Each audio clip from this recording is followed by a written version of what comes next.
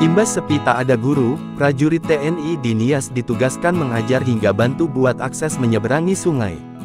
Kodim 0213 Nias bergerak cepat menanggapi kondisi krisis guru usai adanya sebuah video viral terkait kondisi sekolah di Kabupaten Nias yang sepi tak ada guru mengajar sebulan.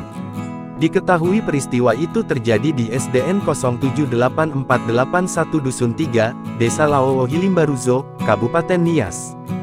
Dalam video unggahan Instagram @kodam1 Bukit Barisan, tampak para anggota Kodim 0213 Nias turun langsung ke lokasi untuk memastikan proses belajar mengajar tetap berjalan. Tampak, para prajurit TNI tersebut menggantikan sementara peran guru sebagai pengajar. Tak hanya itu, bahkan para prajurit TNI ini juga menyiapkan program makanan bergizi gratis.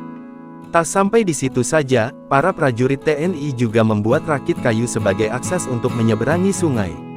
Hal itu dilakukan untuk memastikan proses belajar mengajar di sekolah itu tetap berjalan. Diketahui, dari hasil pengecekan ditemukan bahwa akses jalan menuju sekolah itu cukup ekstrim karena para guru harus 13 kali menyeberangi Sungai Naai untuk mencapai sekolah. Para guru bukan merupakan warga dari dusun tersebut. Mereka sering tidak bisa hadir karena kondisi sungai meluap, sehingga tidak dapat dilalui. Download Tribun X sekarang, menghadirkan lokal menjadi Indonesia.